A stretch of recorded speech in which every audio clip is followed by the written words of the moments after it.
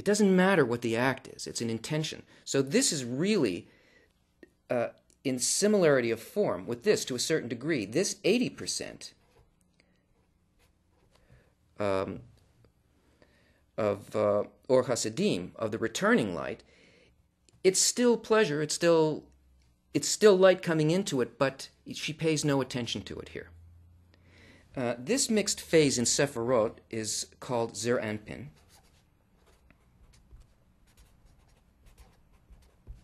And it really consists of a number of Sephirot, of Chesed, Gvura, Tiferet, Netzach, Hod, and Yesod. It's a mixed phase that allows for reception in order to bestow. So in this simulation of the act of bestowal that Bechina Gimel does, a new discernment is born.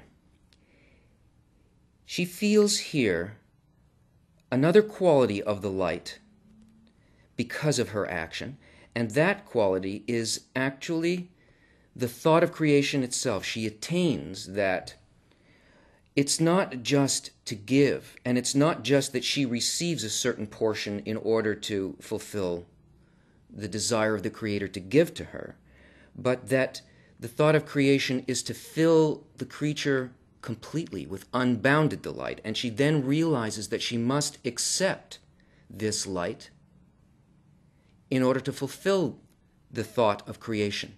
She must accept the whole light. So here,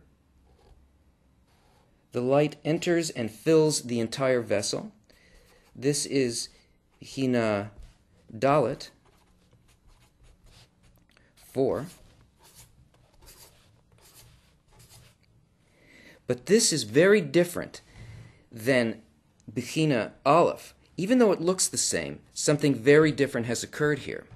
Because here, in 1, 2, 3, and 4, all of these actions were not independent actions. These were all actions done by the Creator. The force of the light, the response, and the desire created in each one of these were actions done by the Creator. Here, something entirely new happens. This is an independent desire to be and do precisely what the Creator had placed there. So here, in the intention to receive all of this light, there is the possibility of the equivalence of form with the very thought of creation itself. At this point, everything changes for the creature. There is a restriction, a change in the nature of desire that happens here. Instead of receiving, as she did, direct light and trying to achieve this for herself, she feels here, because of this discernment, this last discernment that she had, she feels the stature of the Creator. And now she no longer wants the doing part of creation, the direct light. What she wants is the mind of the Creator, the thinking part of the creation. She wants to reach equivalence of form with the Creator, which is in fact the intention of the Creator in the first place. So here we have the beginning of everything else in creation. We have an independent creature. So this fourth phase in Sephirot is called Malchut. Malchut comes from the word king or kingdom. It means that everything is ruled here by desire. Now here, this new intention, not to receive for herself alone, because she feels the stature of the Creator, she feels a shame at the manner of reception, and this is called a restriction.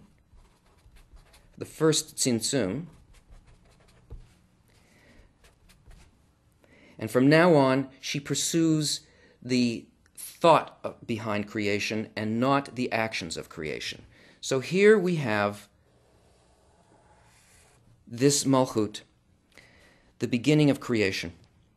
And this vessel, this number 4 Bechina, is called Olam Ein Sof. That is, world without end. and all worlds and souls extend from here. Every part of creation uses exactly this form.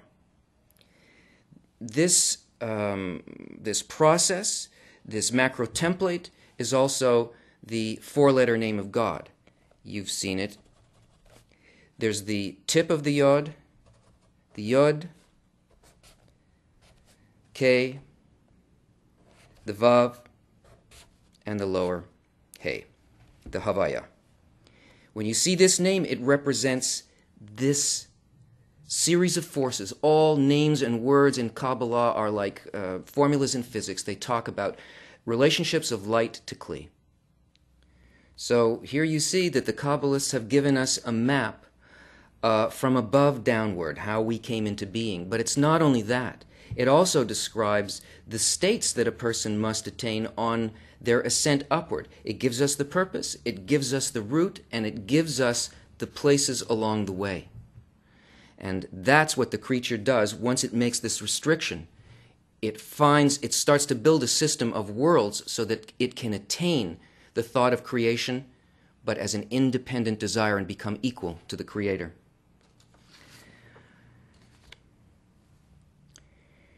This is a quote from Rav Lightman. Man includes everything inside of him. If man does correction, it means that accordingly the entire creation approaches the Creator. Therefore, man has to correct only himself. Man who elevates brings up with him all of the worlds. That's why it's said that all the worlds were created for man.